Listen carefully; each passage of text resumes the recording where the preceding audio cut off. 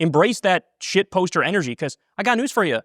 They don't care about you, what you think, what you feel, and you need to fight fire with fire. You can't just lay back and play by a different set of rules while they're breaking all the rules. Can they get away with that forever? I really think that this last election broke me in a way. It radicalized me. And, my contention is you can't really defeat right-wing politics with centrism. $200 million ballroom that's 90,000 square feet at the White House. Do you think that guy is going to leave after 4 years? You think he's thinking of leaving after 4 years? The thing is going to be done in like 4 years. He's going to want to experience it and use it. The best predictor of future action is past action. He already tried to steal the 2020 election. We don't need to guess.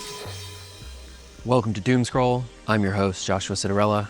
My guest is Kyle Kulinski, a YouTuber and political commentator. He is the host of the Kyle Kulinkski Show. I mean, I have talked to a number of people who come from a cultural background, from comedy, from music, from everything. It seems like no matter what sphere, what vertical, so to speak, to use the legacy media terminology for it, whatever vertical you're in, sports even, all of these things are inevitably driven towards politics in the last few years. It's a product of the Brosphere. It's a product of the Rogan sphere. Yeah, they were really the first ones to feign being apolitical, not interested in that kind of stuff, independent, above the fray. But then, you watch any Rogan podcast within the past 8 years, and at some point he's going on his rant about wokeness being bad. At some point it's the left is crazy, and here's why, let me tell you, and hammering away on culture war type issues as he ironically pretends like he's not all that interested in the culture war. And I think that really opened up the door, and you saw this. A lot of people followed Rogan, right? You have Andrew Schultz, for example, now fancies himself a political podcast. You have a lot of these guys now. I mean, I have written, I wrote a piece in The Guardian a few years ago in defense of Rogan. I've stood up for him in the past. Would you like to apologize now? Andrew Schultz, I have no, well, I think at that time it was correct, and he's maybe made a bit of a turn in the last few years. I've heard you express some opinions about that recently. You famously introduced Bernie Sanders to Joe Rogan. Why have liberals been unable to produce their own successful populist podcast? I mean, you could argue that my podcast might actually fit into that category. Yeah. I do think at the moment, I'm a leftist, but I do think at the moment, if you look at the makeup of the people who watch me, now I'm probably at about 50% people who would self-describe as liberal. Yeah. Because I think at the moment there's a coming together of liberals and leftists in a way that we haven't seen before. And it's all because everybody's looking at what Trump is doing in the White House and they're going, anything but this. So a lot of the people who were in the trenches fighting for Hillary in 2016 are now looking around and going, you know what? Bernie was right. The left-wingers were right. The establishment doesn't know how to fight at all. I mean, this guy's back in the White House. Everything they told us that would defeat him was wrong. He's not defeated. And so we got to give this a chance. We got to go in this direction. That's why you see Zoran Mamdani, winning in New York City for the primary. And winning, if you look at the numbers, it's astounding. He won a majority of Jews, even though he was smeared as an anti-Semite. Right? So I think that there's a mass awakening among liberals. So I do think it's fair to categorize, like, I'm a leftist populist, but enough liberals watch me where they would say, that guy represents me. What is your sense of the degree of trust in legacy media right now? Because I feel like a few years ago, maybe if you roll back the clock 4 years, an election cycle previously, that someone, a public figure being smeared as an anti-Semite would be really, really damaging to where they could not win such an extraordinary amount of votes. I think legacy media has sort of bottomed out, and they're going to stay roughly where they are. Nobody really trusts them anymore. That's both a blessing and a curse. It's a blessing because you want people to look at independent and new media, but it's a curse because so much of independent and new media is also a cesspool, right? Like, I feel like everybody has an innate skepticism now of mainstream media. Correctly so. They look at it like, I don't know if I trust this. The guy seems inauthentic, wearing a suit, parroting talking points. But to your point, now people have rushed to new media, and they might look at the Brosphere and think, oh, these guys are honest and telling me the truth, and they just get totally brainwashed into right-wing garbage. So I've been sort of an equal opportunity hater these days, where my anger is directed both at mainstream media and at new media. But for mainstream media in particular, I feel like the real death knell is the genocide in Gaza. Like, every now and then you might get one story that comes out where they do a half-decent job. But this thing is not discussed as the moral atrocity and horror that it is. In a world that made sense, you'd have this like on a loop, 24/7, nonstop coverage. You'd have people accurately calling Benjamin Netanyahu a war criminal, saying he should be arrested. Like, these are just objective things to say. This is not like an opinion, right?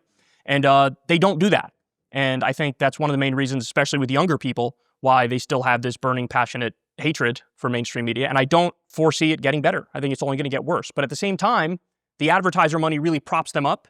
So I don't see them going anywhere. Even though their ratings are bad, they're just going to be on air speaking into an old age home from now until the end of time. Right. Well, I mean, there is a little bit of a saving grace in that the advertisers are motivated by profit. And if nobody's watching it at all, they can't recoup their spend on it. So there's a little bit of a kind of constraining mechanism there. That's true, but I think the legacy of the name of CNN is like enough to make CNN, people act like it's 1987 or 1998. Right. And you said, CNN, the name.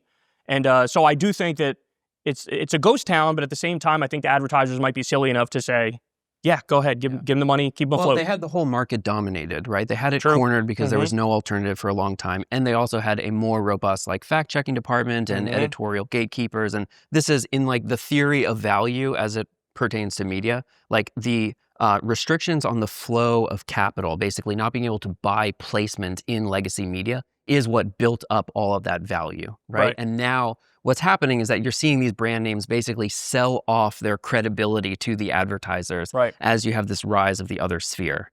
On the topic of, I want to segue us into this, on this topic of alt media, why is the right wing so overwhelmingly dominant? There was a 2025 Media Matters study. I'm sure you've seen this, and we can dispute their method of categorization and all of this stuff, but they report, and I think it's fair to say, it's 90% dominated by conservative voices. Why do you think that is? I think they're willing to shitpost. I think they're willing to be edgy.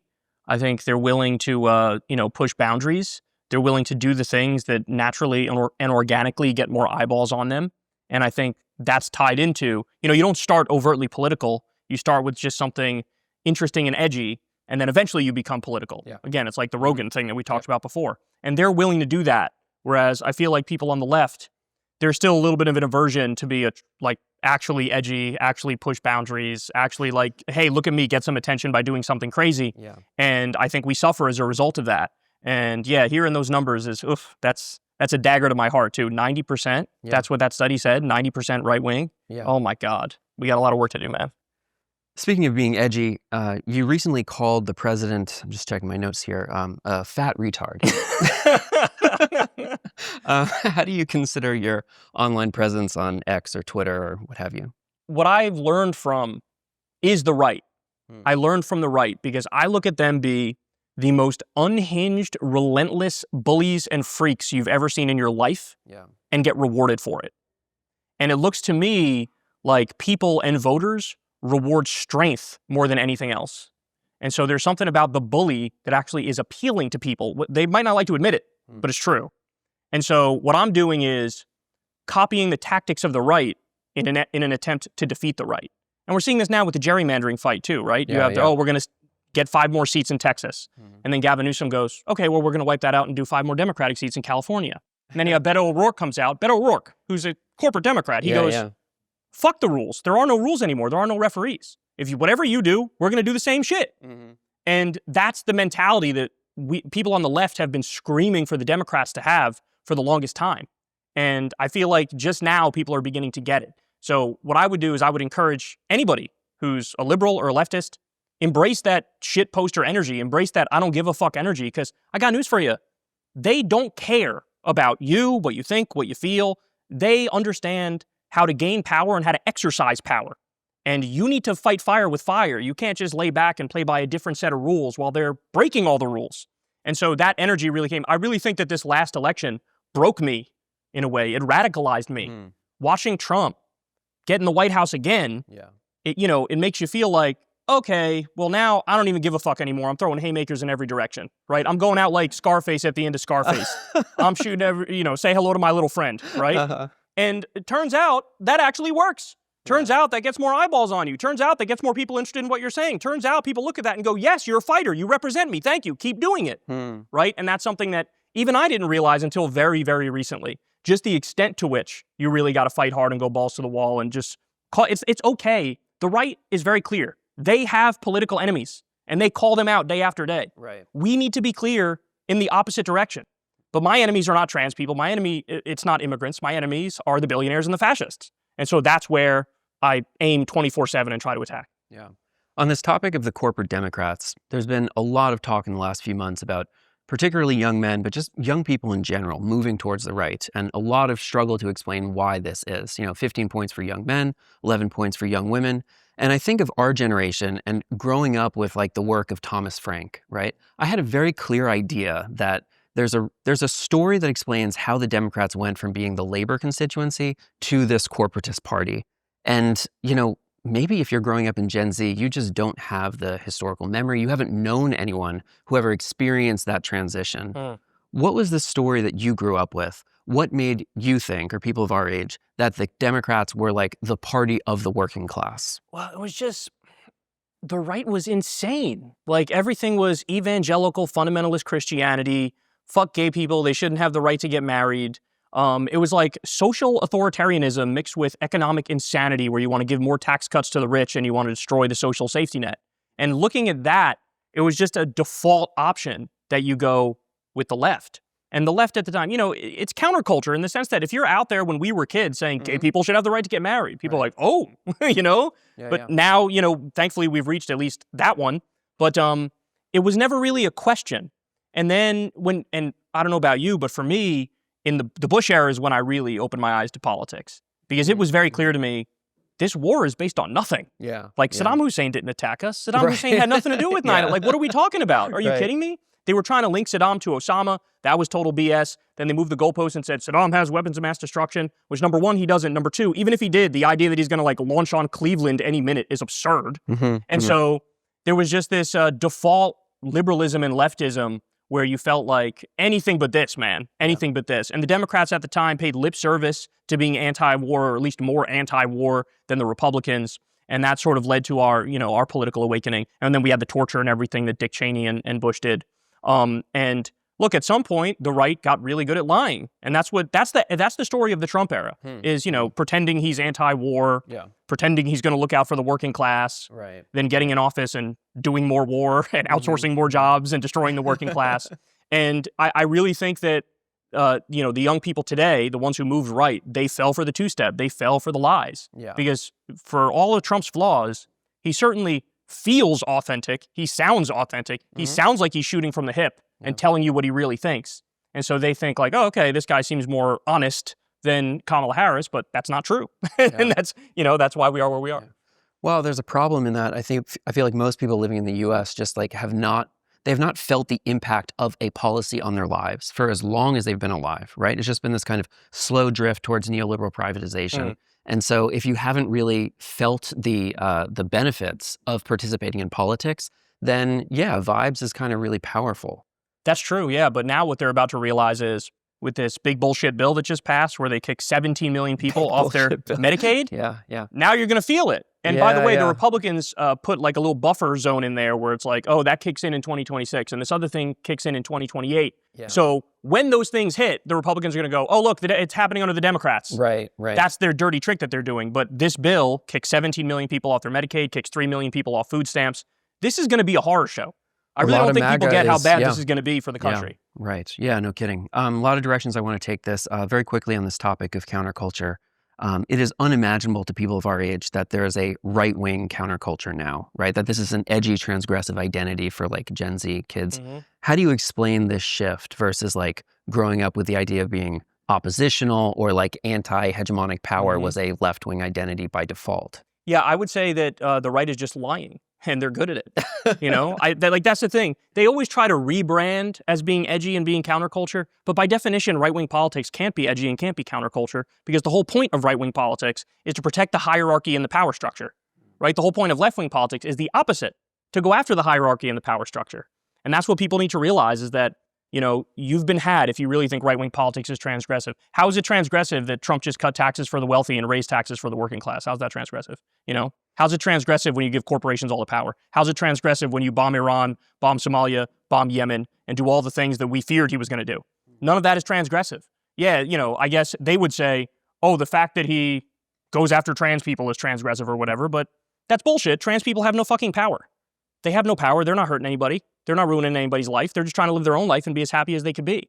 So they flipped it where they made the young people think, oh, on the culture stuff, we can be transgressive by like hating the groups that are different. And it's like, I'm sorry, that's not transgressive. That's like your Bull Connor in 1959.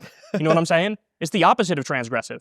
The real transgressive thing is to stand up for the people who are downtrodden and shoved aside by society and that society looks down on. That's the real, like, transgressive thing, is to say, no, these are our brothers and sisters, and we're going to represent them and fight for them. What is your version of this story, how the Democrats became this corporate party? I think when you mentioned this, like, 1959 era, the environment that Gen Z kids grew up in has been so radically different that they don't really recall what that kind of patriarchal hegemonic structure was like previously. How do you describe that story, the shift within the Democratic Party? I think Thomas Frank gets it right. I think that, what was it? The DLC, Democratic Leadership Council in the 1990s comes along, and basically the Democrats say, we're going to start taking corporate money, just like the Republicans.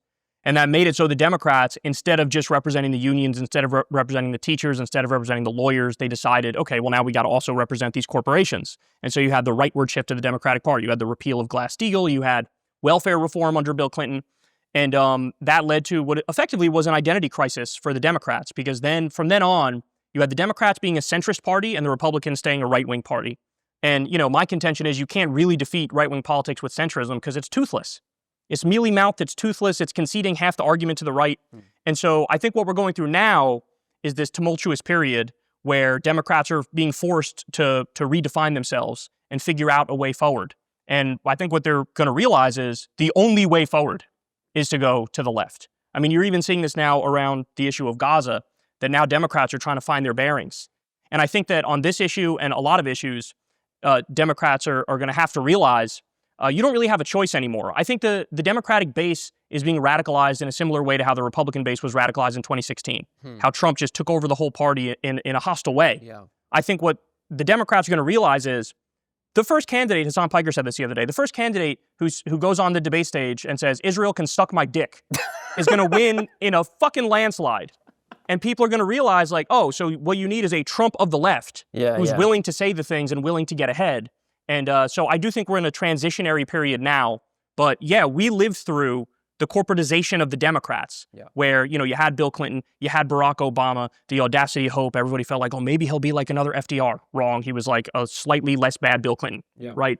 You had Joe Biden come along, who was half dead, but at the same time, even he managed to be a little more to the left than Obama, and certainly more to the left than Clinton on everything except funding the genocide, of course. Like on economic issues, he was a little better than them. But now it really is the wake-up call. And you could either, the party could either, maybe I'm wrong, and maybe they'll put a good liar out there who will convince everybody that, oh, I'm a lefty, and then still do the neoliberal stuff. That's certainly possible. But at the very least, they're going to have to pantomime and mimic the things that you and I want to hear, because those are the only candidates that are going to start winning. We're going to have a Tea Party of the left that, we previously thought was not really possible. I've been seeing these memes, actually, exactly that, the Tea Party Democrats. I think it's a very small account. I probably shouldn't even be blowing up their spot right now, but an insurgent force within the Democratic Party. Yeah, and I co-founded Justice Democrats. I was going to ask you about that, That was, we tried to do this basically Tea Party of the left thing, but we just missed the window. Like, the window is now. Yeah. It was not when we did it. We were too early, right? We tried to do it in like 2018-ish. And people just weren't ready yet. At the time, the Democratic voters felt like, yeah, I think Trump winning was a fluke. And so I'm still kind of with Nancy Pelosi. I'm still kind of with Hillary Clinton. Right. That's what the base felt like, at least according to the polling. A fluke twice. But now they don't feel like that. Now they feel like, okay, these people are not equipped to deal with Trump and we need to go in a different direction. Yeah. So, I mean, previous to doing this podcast, I wrote a lot about internet politics distilling into the real world, right? Like, what are the pathways between these two things? To what degree is posting memes influential? To what degree does it turn people out to vote, protest, join the National Guard? All sorts of different political outcomes for young people who are boiled in the broth of this internet culture. One of the groups that I would point to is that Justice Democrats. You are a co-founder of that organization. Would you, maybe for people who haven't heard of this before, tell us what that group was and why you ultimately decided to part ways? Yeah, so after Hillary Clinton lost, I was really pissed off. Cenk Uygur as well, the Young Turks, was really pissed off. I was part of their network at the time. We decided to do something to try to come up with like a Tea Party of the left. So we founded Justice Democrats, and the idea was, let's bring in left-wing Democrats in the mold of Bernie Sanders to primary corporate Democrats around the country. And we got some victories. I mean, AOC, we helped get AOC in there, Rashida Tlaib, Ilhan Omar, there's a lot, Mark Pocan, there's a lot of people, Ro Khanna. And then our breakup eventually came when I think there was like a staff revolt against Cenk for old blog posts that he wrote. And it was some 1990s blog post where he was joking and said, the genes of women are inferior because they don't want to have sex with me enough. But people took it seriously. They thought he was actually saying the genes of women were inferior. And so there was a revolt, and they basically said it's him or us. And Cenk decided, look, I'll step down because I don't want to ruin this amazing thing that we built. And then, I was like, well, I don't think this is right. I'm going to step down in solidarity with my friend here and my co-founder. And so that's what led to us stepping down. But they still went on to do good work even after we left. They still helped get people elected and funded certain campaigns and stuff. But as I said, we really missed our window. Now, if we were doing it, it seems like it would be even more popular. Because you're saying, well, Bernie's trying to do a version of it himself too now. He launched something where he's trying to get these left-wing candidates elected. But I think the tide can't be held back anymore in a way where previously that wasn't the case. We had to fight for everything. Now it seems like the default is give me new, fresh blood saying left-wing things. That's what we support. At that time, did people dismiss the organization because it was in part founded by internet personalities? 100%. Yeah. In fact, to this day, I'm not sure. Even after you won elections? Yes. Crazy. I'm not sure there's a single article on Justice Democrats that actually mentions my name as a co-founder. Really? I wrote the whole platform. Because it delegitimizes it somehow? Yeah, I don't think they knew. I don't think they cared. I think they viewed it as a mild annoyance that whoever was assigned to write an article about it had to write an article about it. But I was never mentioned in the articles about it. Even Cenk was not mentioned in some of the articles, which is crazy because we also had people from Brand New Congress, Shoykat Chakrabarty, Zach Exley. We had these other people who were doing on the ground stuff for it. And after we had some candidates win, we were taken a little more seriously, right? Mm-hmm. But still, the sense of derision, the sense of who are you? What are you doing here? Yeah. Just almost indifference, total indifference to us. And we were more successful than people thought we would be, for sure. I mean, I don't even know the exact number, but there's a bunch of candidates in there who are Justice Democrats, and we don't really get our due for that. This is what is so maddening about this practice, this research, this thread of conversation is that, I have been hacking away at this for 8 years now. It's been a long time. And in 2012 in the art world, we had this phrase called digital dualism. And what that described, it was coined by this blogger, theorist, Nathan Jurgensen. Digital dualism referred to the IRL and the URL, and that those are two totally separate spheres and they don't overlap. What happens on the internet isn't real. That's the shorthand of it. And I have been struggling to make this uphill argument that the memes that young people post are going to be meaningful years later into their lives. And then I had to conduct a series of interviews, had to talk to those people, see what outcomes happened in their lives. And the media environment we grow up in is really, really influential. And now the fucking White House abides by the attention economy and is meme posting every week with this outrageous sensationalist material. Why is there still such incredible resistance to taking things that happen online seriously? Because it's scary. It's the Wild West, And for people who, I think of somebody like my mom who's not really online at all. To her, that's such a foreign world. It wouldn't occur to her that the White House can post a 1488 Heil Hitler meme, that Homeland Security is posting stuff like that, and that you had these groypers who are in the administration. You know what I'm saying? Yeah. And there's a lot of these people who are in the administration. It wouldn't occur to them. So I think that people are just scared of how much of the wild, wild west it is, how different it is, how unhinged it is. There is something that's real about, if you're anonymous or whatever, people say a lot more wild shit when they're anonymous than if it's their face on it. The internet has sort of allowed people to become their own id, right? And in some ways, I think if you're on the left, that's a good thing. I think if you're on the right, it's a bad thing. I think if you show your id and you're a right-winger, you're going, I'm a fascist, look at me. I love Hitler, right? Yeah. If you're on the left, you're going, everybody should have healthcare, and fuck you if you disagree, right? There's a difference there. But yeah, for sure, the internet has either become real life or, it's a 50-50 deal where some of it is real life and some of it's not real life. But I don't even think we've fully caught up to that yet and digested what that means in the long run. In the same way that I don't think we fully caught up to and digested what AI is going to mean in the long run and how much that's going to change our lives and how much that upends society. So much of what we do, we do it and then worry about the consequences later.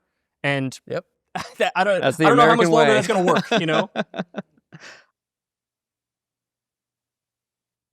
Since they don't really threaten power, they've been welcomed into the fold. You can see Charlie Kirk on Fox News, for example. He was just hosting Fox and Friends the other day. So the fringe MAGA pundits online, the young fringe MAGA pundits, they're welcomed with open arms into the mainstream. Whereas on the left, none of us are welcomed. I would be surprised if even, do 40 Democratic Congress people know who I am? Maybe, maybe not, right? Does MSNBC have any clue who I am? Right? The Democratic and liberal and left-wing infrastructure, they're actively hostile to people like me, people like Hassan Piker, people like fill in the blank with whatever liberal left-wing streamer you can think of or content creator you can think of.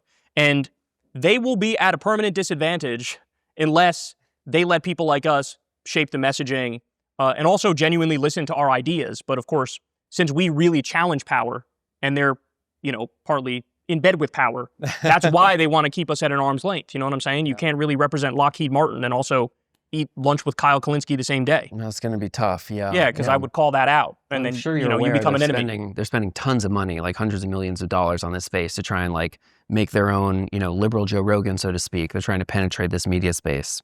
The closest thing to a liberal Joe Rogan I've seen is you, by the way. Somebody who's, talking to people and just hearing their thoughts, and a lot of left-wingers, that would be you. You're the closest thing we've got. But for them to try to force that, you're not going to make it if it's not authentic. You can't just pay somebody to do what I do. You can't. You do actually have to believe it. You have to believe it. That's the problem. You have to be all about it. I mean, shit, there's videos of me, like I said, I started in 2008 as a hobby. Yeah. I'm in my grandma's basement with a pitch black room behind me with my little baby face, and I'm talking about torture at Guantanamo Bay in Abu Ghraib. You can't fake that. What are you going to do? How are you going to? I was 20 years old at the time. That's not going to happen. You're not going to be able to just jerry-rig something out of nothing. And they might learn the hard way that that's not going to work. I mean, they have, Ken Klibenstein has been tweeting about this, some new DNC stream that they're doing, and he was showing the numbers, and it was 222 views or something. Oh, boy. And it's bro, you could just actually look at the landscape that's out there and adopt some of our ideas and start treating us like the right treats their online figures. But like I said, there's a structural reason why they don't. Right-wing MAGA pundits, young pundits, they don't threaten power, so they're welcomed in the fray. We do, so we're not really welcomed in the fray. Yeah. On this topic of Charlie Kirk, maybe not Charlie Kirk specifically, but this more outspoken white nationalist current of the Republican Party, why is this allowed and tolerated if the Republican coalition is increasingly multiracial? How do we square these two things? They're not going to be multiracial for long. It's not going to be multiracial for long because you see the rise. Who has the most movement on the right? Nick Fuentes. Right. And it's not even close. Yeah. In fact, you have all these other pundits genuflecting at the altar of Nick Fuentes. You have Alex Jones desperately trying to get some public sway off Nick Fuentes, having him on his show all the time. You have this fight between Tucker and Nick Fuentes and Candace Owens and Nick Fuentes. And Nick is winning. He's winning. He's winning, even though he's been censored and deplatformed and is debanked. All that stuff got taken away, and he's winning. So you have to ask yourself, why is that? It's because the true id of the Republican Party is Nick Fuentes. I think he actually represents it better when he actually comes out and says... He's going to love that. When he comes out and says, yeah, I think, race and IQ, I think that there's actually a thing there, and I think white people are superior. Do you think that's not what, the MAGA voter in Arkansas believes in his heart of hearts? It is. But he's willing to say it, and others are not. So now the dog whistles come across as inauthentic, because they are. The Southern strategy was inauthentic. They were effectively lying. Oh, we'll say welfare queen because we can't say the N-word anymore, right? And he comes along and says, well, what if I just say the N-word? And how are you going to fight back against that? If the logic of what you're doing is pointing in his direction, and then he's like, I'll just say it, of course he's going to be the one that gets the movement and gets the juice. Of course. But what the right needs to understand is, by all means, you want to go down that path, go down that path. You're going to get obliterated. Obliterated. Because now the same process is happening on the left, where our id is winning. We're now... The class war id. Yes. People point at people like me. He's actually saying it.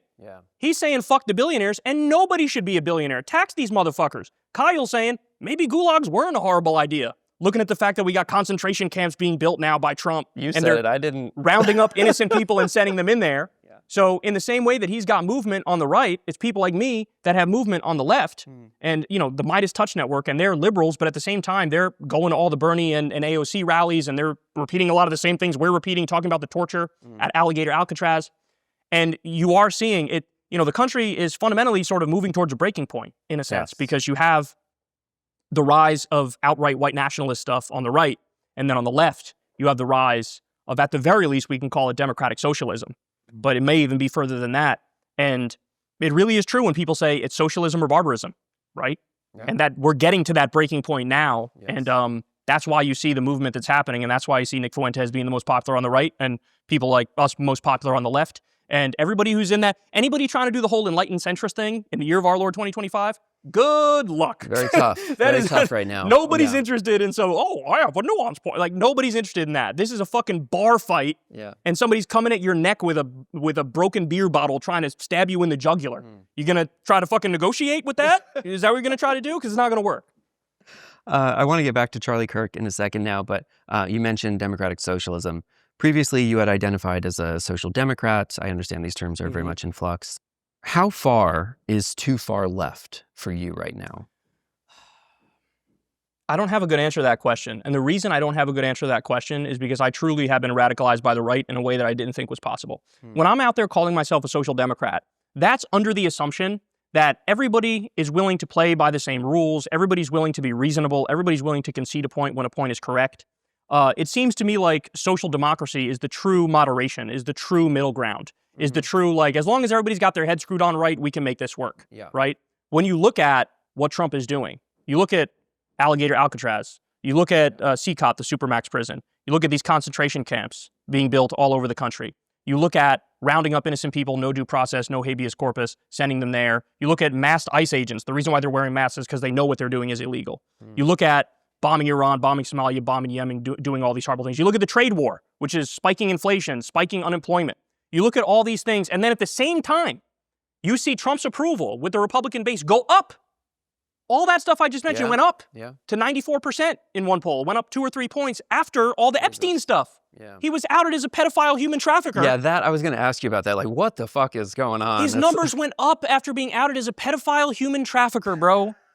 And the speculation was maybe he really did kill Epstein, and the base goes, I like him more now.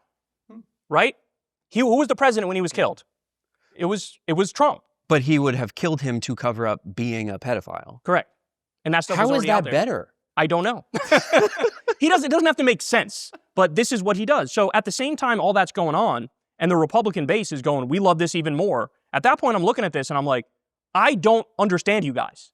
I don't get you guys. You are so disconnected from reality. You don't give a fuck about anything real. You clearly don't care about improving people's lives. In fact, your whole point seems to be to destroy people's lives. So in a system like that, when I look at, naive Kyle saying, oh, social democracy is the way to go. Now I go, I think we got to go further. I think we got to go further.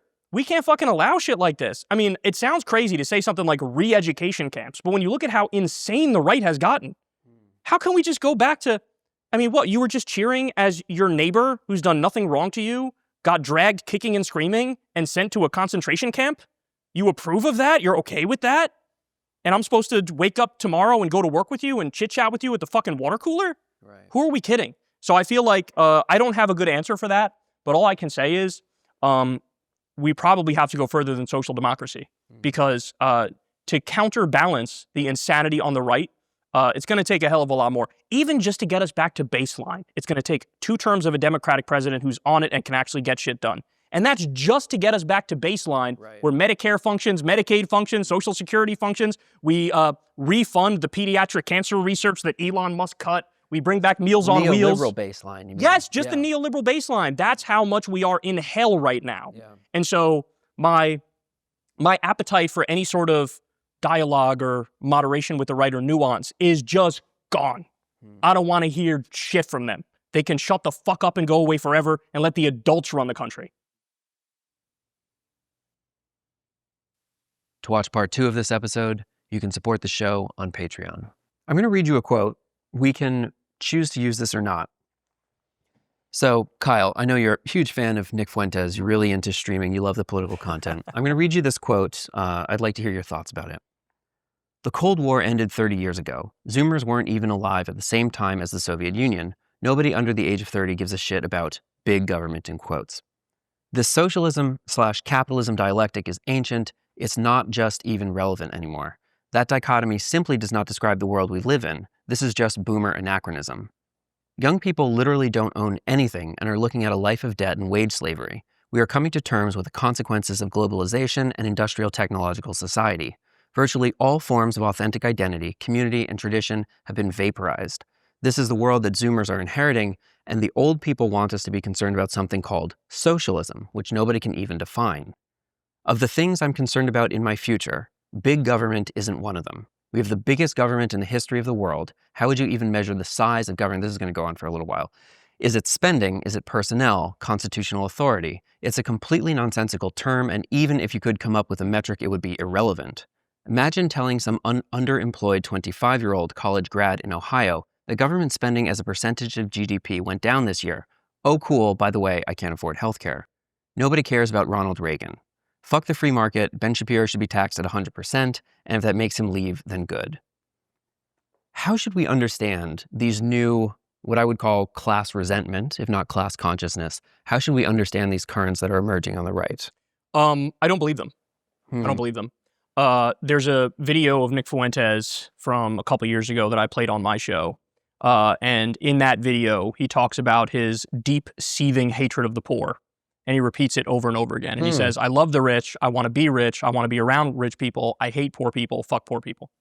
That are his actual feelings on that. I think any time a fascist or a white nationalist flirts with language like that, they do it because they're trying to steal the left's thunder, knowing that our stance on economic issues is way more popular. And they want to hook them in for their real agenda. And the real agenda is all around race, is all around authoritarianism, is all around religiosity, is all around, making the country be an ethno-state, effectively. And if you listen to his show, that's what he talks about. He doesn't talk about the minimum wage. He doesn't talk about unions. He doesn't talk about universal health care. He fucking never brings those things up. The things he talks about are exactly what you'd expect. It's fuck the Jews, it's black people are inferior, it's all the things you'd expect. And so people need to be really careful when looking at these right-wing figures, because yes, he's more honest than most right-wing pundits, but he's honest about those things. He's trying to hook people in when it comes to economic stuff. And this is a tale as old as time. This is a tale as old as time that fascists do, is they pretend like, oh yeah, totally, we're for the working class. Yeah, no, we got nothing against socialism, bro. But of course, what did Hitler do? He killed the communists, right? So everybody needs to be very careful around these issues in particular when it comes to the right, because it's one of those things, it's that Wint tweet, the drill tweet, you don't have to hand it to ISIS. And this is one of those issues. It's like, no, you don't have to hand it to these white nationalists. They don't mean that shit. They don't care about economics. It's all about an ethno-state. They really think if you rid the country of minorities, then everything's great. It's like, you fucking kidding me? What percentage of Wall Street, for example, is white? 99 point something, right? And these assholes fucked the entire country, committed fraud on a grand scale, crashed the global economy, bankrupted their companies, got bailed out, got free tax money in bonuses. And what, I'm supposed to think just because somebody's white, they're going to do right by the country and fix the country? It's total fucking bullshit. But if you watch them, that's what they actually believe in. That's what they actually talk about. So I don't take anything they say on economics seriously. I mean, it is unmistakable in this country that the overwhelming majority of people are downwardly mobile, right? Marxists would call this proletarianization. They're falling from the upper class, middle class into the working class. And so if you are looking to put together any political coalition, you need to address that shared experience, right? The class experience of being disappropriated, downward mobility. And I've been thinking about this a lot. I haven't yet. I'm going to try it out here. So it first came across my news feed, speaking of FDR, when Curtis Yarvin was interviewed in the New York Times saying that FDR ran the United States like a startup, which is wrong because startups are lean. That's how they outcompete incumbents. And the one thing that private companies can't do is print their own money, which defines a fucking government. But it really made me start thinking that he actually gave away the game. He gave up the ghost with that one, because the game, just as you're describing here, as Nick Fuentes is doing, as all of these guys do, is they kind of head fake what the class politics should be, and they head off the competition, right? So someone who is downwardly mobile in their workplace, to use the example of Nick Fuentes, they're going to hear that rhetoric and they're going to steer towards his project. Right, correct. But what they need to be steered into is organization in their workplace, trade, rank and file trade unions, and so on. And similarly, if you were looking to head off a social democratic movement, let's say, that had FDR-like powers, neo-FDR, meaning an empowered executive branch, you would have to make that a very poisonous idea and start to incorrectly call it a dictator. And I think a lot of the rhetoric from the most successful brands on the right are basically trying to rhetorically head off the left positions by incorrectly describing them. Can they get away with that forever? No, they can't. Because like I said, now the Democratic id, the liberal id, the leftist id is coming out, and we're not playing anymore, right? And we're being way more aggressive. We're being way more straightforward. We're being way more honest about what we actually think and what we actually believe. And I don't think they can beat us. If it's an id to id fight, we win. Because shoving minorities in concentration camps and making this country an ethno-state is a lot less intuitively appealing than somebody on the left saying, you deserve higher wages, you deserve health care, you deserve to be in a union so you have better benefits, you deserve all the things that would make a decent, middle-class life where you feel like there's hope and you feel like you have a future, right? You paid vacation time by law. I'm a big fan of a 4-day work week. All those things. Sounds great. And you're right. And so in a head-to-head fight, they're losing that fight 10 out of 10 times, which again is why they have to try to co-opt our rhetoric to make people, no, see, come over here. We'll give you all the economic stuff you like, but racism too, right? And we're like, no racism, and we'll give you the economic stuff. And the difference is we mean it. They're not actually going to do the economic stuff. Yeah. So I do think, and I think that the coalition, I've had this conversation a lot recently, me and Crystal have. The coalition that's a winning coalition is liberals, leftists, and independents. And, I think what people need to realize is that 37% that is still with Donald Trump at this exact moment. Electoral coalition, correct, yeah. That 37% that's still with Donald Trump at this moment after every single thing he's done, they're gone. Yeah. They're gone. Not worth trying to win. No. Sure. No, because you'd have to effectively change your core values to pander to people who simply don't agree with you. Some people are just theocrats, and you're never going to convince them that, whatever. They're just, divinity is their worldview, and it's not worth debating. Want bad things for other people. It exists. This is something we have to contend with, because normally as leftists and liberals tend to do this too, feel like, everybody generally wants the same things. No. I think most people want. Correct. But not everyone. But that 37% that's still with Trump after he set up concentration camps. 37% is high. Insane. And that's the realization that I've had in this second Trump term is, that's higher than I thought it was. I always said it's anywhere between 26% and 33%, I think, is the actual floor. Yeah. And I stand by that. It might be more close to the high end there. It might be more like 33. But when the shit really hits the fan, that's where he's going to be at rock bottom. And that 33%, sayonara. Are they, sorry to get into the weeds on this, but is that 33%, is it a cult of personality around Trump? Or are you understanding that a third of society is just ideologically fascist? Both. I think it's both things. I think it's both the cult around Trump and they're ideologically fascist. And that is more than I would have thought it was previously. Yeah. I had a lot of hope in human communication and persuading abilities. Yeah. And then as time has gone by, it's like, I don't know. Because, and I with my own family, I experienced this, right? With my extended family. Yeah. You go to a holiday event, and of course, I never want to talk politics at these family events, but maybe an uncle of mine will or some shit. And, you're 2 minutes into the conversation, and you're going, there is a 0% chance this ends in any ameliorable way, right? Yeah. You're going, there's no way. We're hitting a brick wall within the first 2 minutes. And unfortunately, I think that's common. And it's not, I'd like to have the optimistic view of, oh no, you could change a lot of minds and stuff. And don't get it wrong. You can do that to some extent, but it's just less than what I originally thought. Yeah. Okay. Well, as a counterpoint to this, what if there is, let's take that example of post-war up until the 1970s, and there's, some section of society that is just ideologically theocratic or fascistic or something like that, but they exist in a workplace in which they have rank and file, very organized, disciplined trade unions. What if their own personal ideology is not the determining factor in how they vote? Is there a possibility through workplace discipline that you can move this electoral majority? Yeah, I guess. And also, there's the other elements that we discussed previously of culture in general over time and vibes over time. Right. I think those things can sort of take somebody who, you might be able to get somebody who doesn't actually agree with you to vote for you based on those grounds. So that is definitely a possibility. But I think the path at the moment is more clear than it's ever been moving forward because you know who's reachable and who's not reachable. And there should be no time wasted going after the not reachable ones. On YouTube, I feel like with this show, I have a very clear idea of the target audience I'm trying to reach. Who are you trying to reach with your content? Oh, anybody who'll listen. Anybody who'll listen. There was a long time when it was like, my audience was like 90% male. And now that's changed recently. I'm like maybe 70 or 80% male. YouTube is overwhelmingly like male dominated. Yeah. But recently it's changed to like 70 to 80% male. And when you look at the one thing I'm not happy about, I'll say, is we looked at the demographics the other day, which I never do, by the way. I never look at like YouTube statistics, but for whatever reason we did the other day. And we don't have as many young people as I'd like. It used to be the case where when you think of secular talk, when you think of my show, it's like, oh yeah, young people watch that. Yep. But no, those people all grew with me. Right. So it's all millennials. There's a lot of millennials, a lot of Gen X in there. Some, I guess you could say, older Gen Z, maybe. But the younger Gen Z, there's not enough of them there. So, okay, not to be conspiratorial, but like I did spend quite a lot of time studying the Gen Z media landscape before doing this podcast, and they are not represented. Like, you can get internal polling data from a Discord server that I think is a more realistic breakdown of the ages of a certain community. They are not represented in any of the quantitative data from the platforms. And I think there's a simple explanation for this.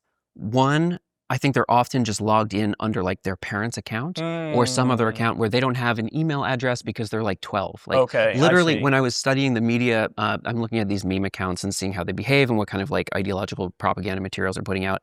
And I saw this kid, a narco-capitalist, post a fucking selfie on the bus to school. He's 12.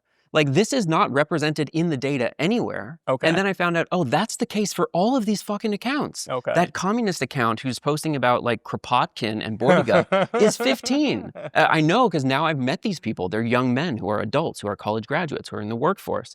And for some reason, like, I think, in your defense, that these demographics actually skew a lot younger than the data represents. Okay. But that would make sense. How to find it? I think probably this is the conspiratorial component of it, is that like YouTube must be aware of this. They have to be aware of it, but they don't want to indicate through quantitative statistics that like there's a whole bunch of 14-year-olds watching like, extremist political material. Right, yeah. So it's in there somewhere, and there's got to be some other service that we could look at, like, I don't know, I feel like Meta might have more accurate data or something like that, but I just plainly, I don't think trust the YouTube analytics. Okay, that actually makes sense to me, because when I was looking, I was expecting to see about the same number of like millennial and Gen Z, and it just wasn't. It was just like overwhelmingly millennial and Gen X. Yeah. But that makes sense. I never considered that, but that actually makes perfect sense to me. So I hope that's true, because, I would like to be the one to help influence the younger generation and not Nick Fuentes. I don't want you goose stepping by the time you're 21 or whatever, What does progressive politics have to offer young men right now?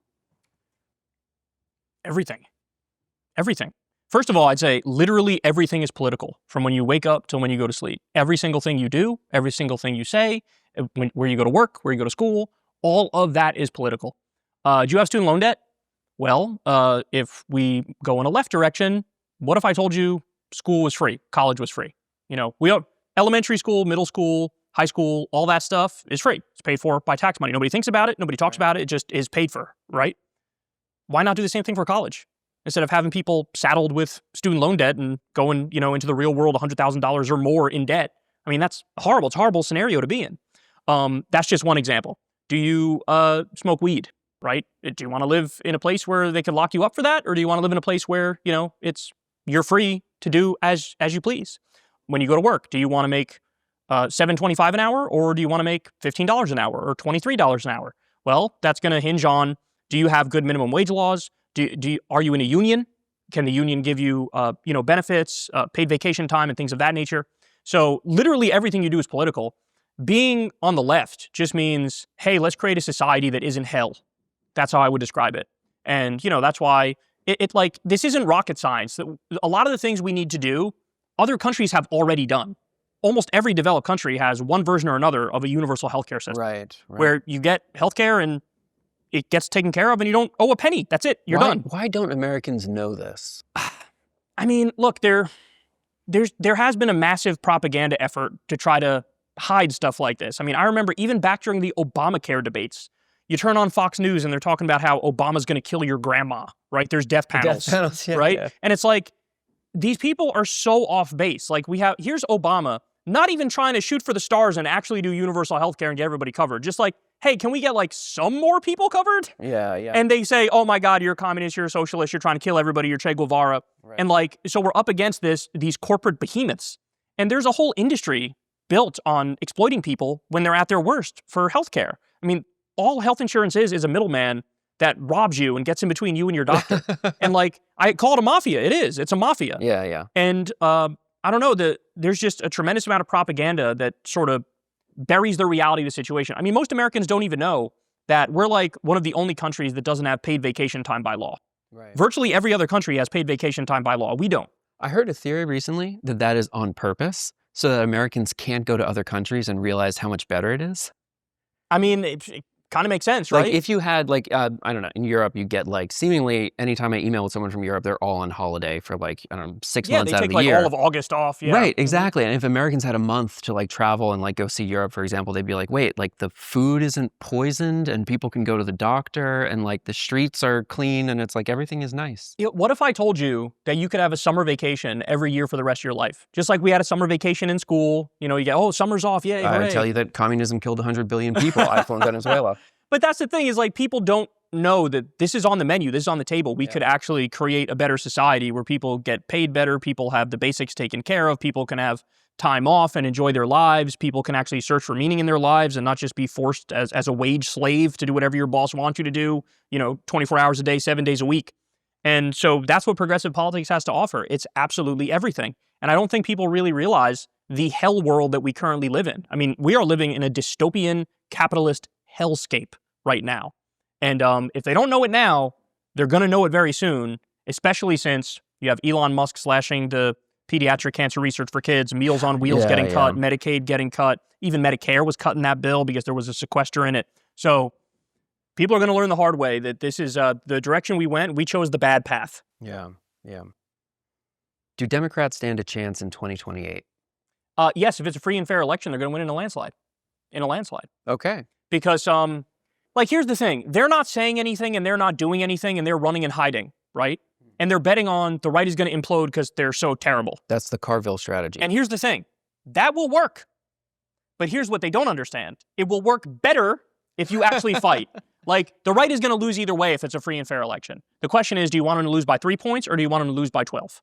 And so if you have Democrats who are willing to fight, who are willing to call them out, who are willing to talk about all the horrible things that they did that destroyed the country, willing to run on an agenda that actually helps people, then you'll win by double digits. And so that's the frustrating part is like, even though the Democratic Party is at a historically low approval rating right now, which it is, it's in the 30s, in the generic ballot, they're leading by 8 against Republicans. And what that shows is, correctly so, the American people go, I fucking hate the Democrats and the Republicans, but God damn it, we got to get away from these Republicans, so I'll vote Democrat. That's where we're at right now. Now, imagine a scenario where if you had Democrats who fight, right? If you had Zoran Mamdani who was running the Democrats nationally, their strategy, then it would be, people would be, can't wait till the next election to run to the polls, and it would be too big to rig, even if they try to do all the gerrymandering stuff and whatever nonsense that they want to do. But what I'm really afraid of at the moment, though, is that it's not free and fair elections. That's what I'm afraid of. Because Trump, first of all, the best predictor of future action is past action. He already tried to steal the 2020 election. We don't need to guess. He did it. He tried to steal it. He did the fake elector slates, right? He committed all these crimes in the process. January 6th, everybody knows all this stuff. He's the same guy now. So he's building a $200 million ballroom that's 90,000 square feet at the White House. Do you think that guy is going to leave after 4 years? You think he's thinking of leaving after 4 years? The thing is going to be done in like 4 years. He's going to want to experience it and use it. That's just one example, but between executive orders, he literally signed an executive order to try to have Elon run the federal elections. That happened early on in his time in office. Now with the gerrymandering fight with Texas, he tells Texas, give me 5 more seats. They go, yes, sir, we'll get you 5 more seats.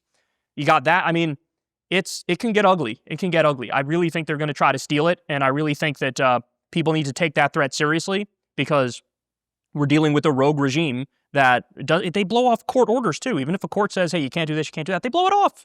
They do whatever they want. And so to answer your question, yes, Democrats will win, but that's assuming it's free and fair, and that's a big if right now.